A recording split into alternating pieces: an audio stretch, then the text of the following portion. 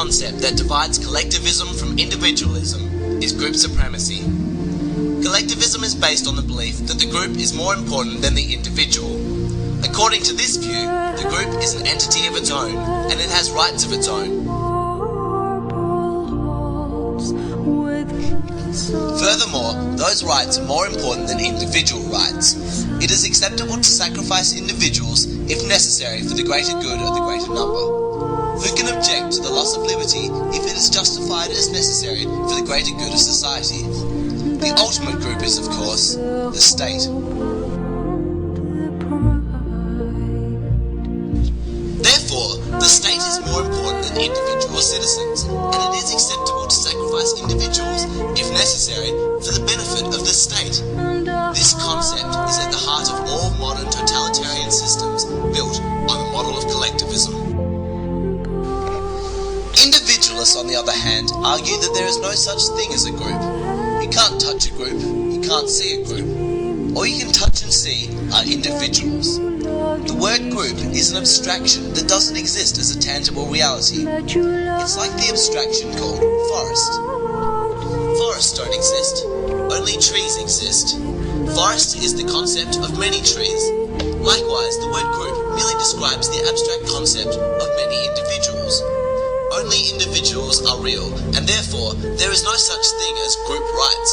Only individuals have rights.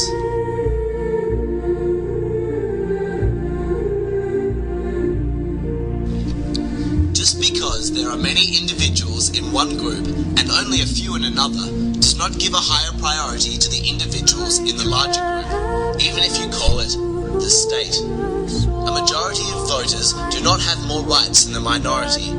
Rights are not derived from the power of numbers. They do not come from the group. They are intrinsic with each human being. When someone argues that individuals must be sacrificed for the greatest good of society, what they are really saying is that some individuals are to be sacrificed for the greater good of other individuals. The morality of collectivism is based on numbers. Anything may be done so long as the number of people benefiting is supposedly greater than the number of people being sacrificed. I say supposedly because, in the real world, those who decide who is to be sacrificed don't count fairly. Dictators always claim that they represent the greater good of the greatest number, but in reality, they and their support organizations usually comprise less than 1% of the population. The theory is that someone has to speak for the masses and represent their best interest, because they are too dumb to figure it out for themselves. So collectivist leaders, wise and virtuous as they are, make the decisions for them. It is possible to explain any atrocity or injustice as a necessary measure for the greater good of society. Many totalitarians always parade themselves as humanitarians.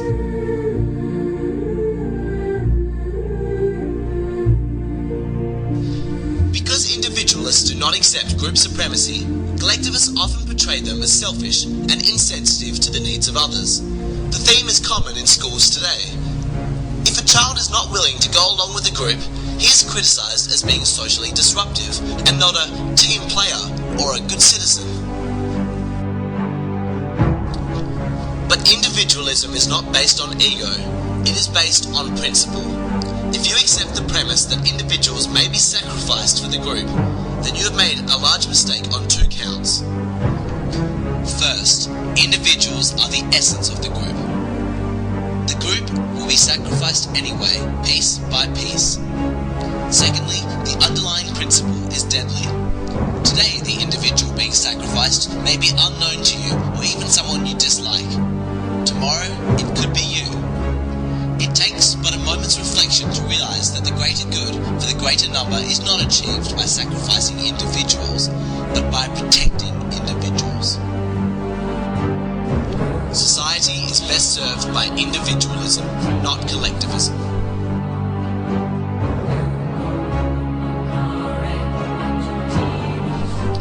We are dealing here with one of the reasons people make a distinction between republics and democracies. In recent years, we have been taught to believe that democracy is the ideal form of government. Supposedly, that is was created by the American Constitution. But closer examination of the documents and speech transcripts of the men who wrote the Constitution, you find that they spoke very poorly of democracy. They said in plain words that democracy was one of the worst forms of government, and so they created what they call a republic.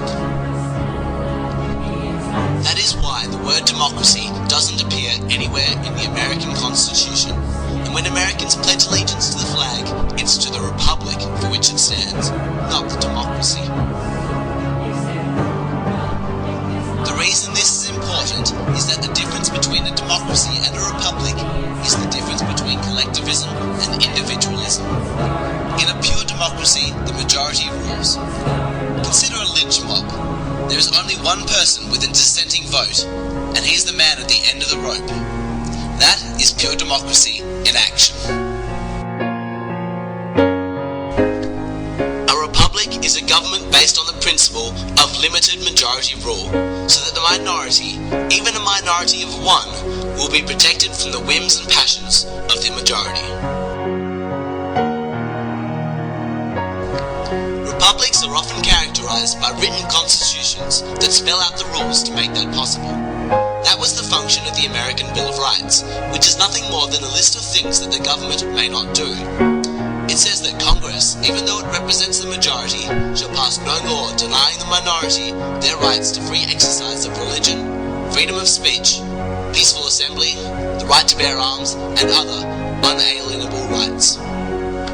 These limitations on majority rule are the essence of a republic, and they are also at the core of the ideology called individualism. Here is another major difference between these two concepts. Collectivism on the one hand supports any government action so long as it can be said to be for the greater good of the greater number, and individualism on the other hand, defending the rights of the minority against the passions and greed of the majority. In the next part of this series, we look to the divide over coercion versus freedom. We will examine the collectivist morality that justifies the use of force to deprive individuals from their private property if it is for charitable reasons. We will also look at the individualist morality that believes that voluntary actions are at the core of the term charity.